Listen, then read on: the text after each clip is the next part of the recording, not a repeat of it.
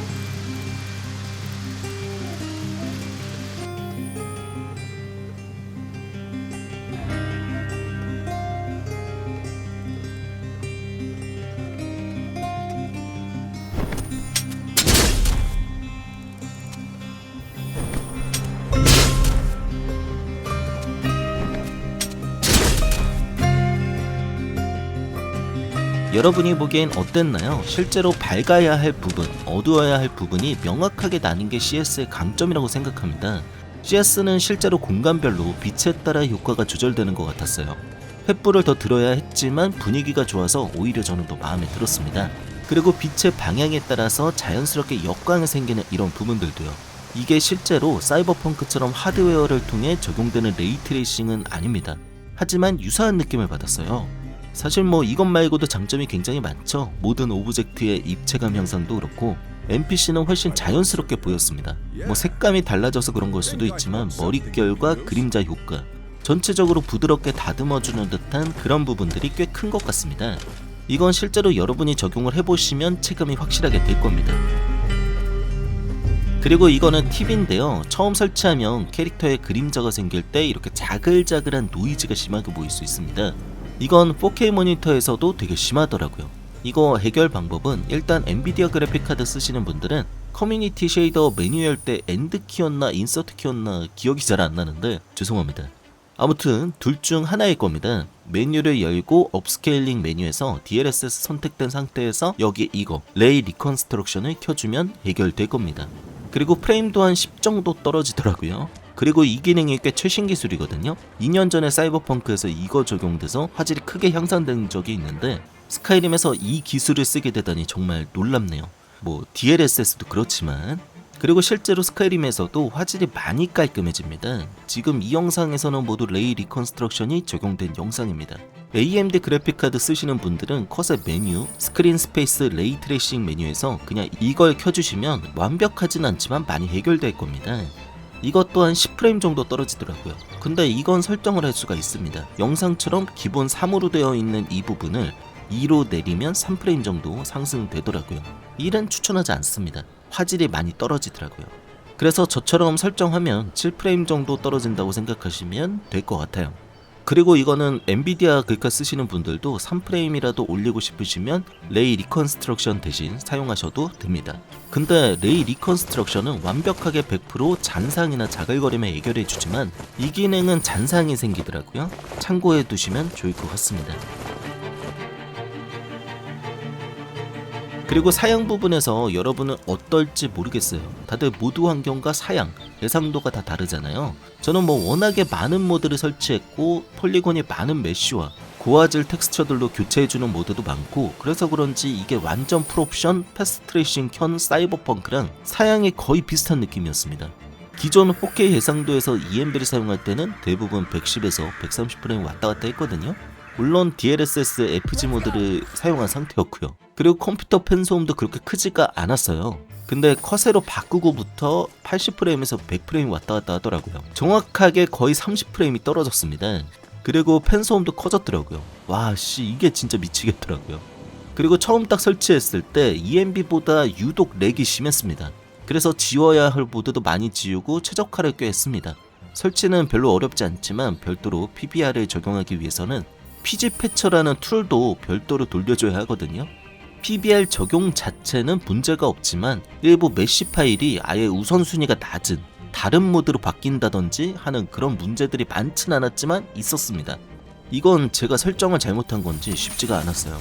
지금은 뭐 거의 대부분 확인된 파일들은 지워서 해결했습니다만 못 본 부분에 아직 남아있을 겁니다. 웬만하면 겹치는 파일이 없는 상태에서 피지 패처를 돌리는 게 가장 베스트인 것 같더라고요. 근데 이게 말이 쉽지 설치를 하다 보면 겹치는 것들이 아예 없애는 게 쉽지는 않거든요. 저도 이런 건 안 했습니다. 이런 면에서는 아마 모드 오거나이저 2보다 볼텍스에서 더 쉽지 않을까 싶습니다.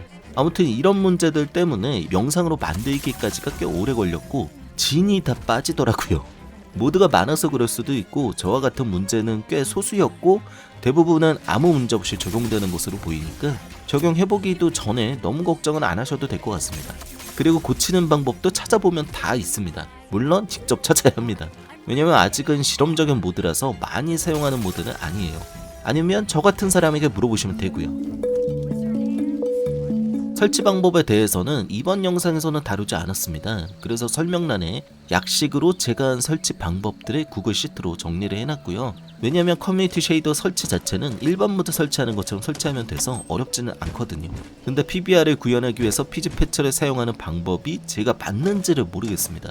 PBR은 확실하게 구현이 돼서 이거는 문제가 없지만 나머지 일반 모드들까지 건드리고 이상해지는 것도 일부 있다 보니까 이거는 좀 더 확인해 보는 게 좋을 것 같고, 그리고 방법이 바뀔 수도 있기 때문에 영상에 포함하지를 못했습니다. 근데 피즈 패처를 안 돌려도 PBR만 제대로 못 보는 거지 나머지는 그래픽 향상이 많이 되거든요. 그렇다고 PBR 없이 설치 방법을 넣자니 아쉽고, 그래서 일단 구글 시트로만 설명을 드리는 겁니다.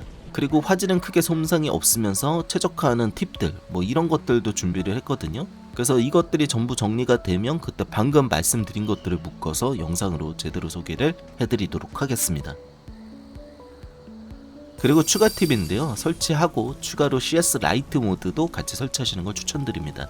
이건 ENB 라이트라고 ENB 쓸 때 사용하던 파티클 라이트 광원 효과가 있거든요. 이걸 커뮤니티 쉐이더에도 사용 가능하게 해주는 모드입니다. 추가로 설치하시는 게 좋겠죠? 아무튼 이번 영상은 여기까지입니다. 끝까지 봐주셔서 감사하고요. 질문 있으신 분들은 자유롭게 댓글 남겨주시면 되겠고요. 연말 따뜻하게 보내시길 바라겠습니다. 다음에 또 봐요. 감기 걸리지 마시고요.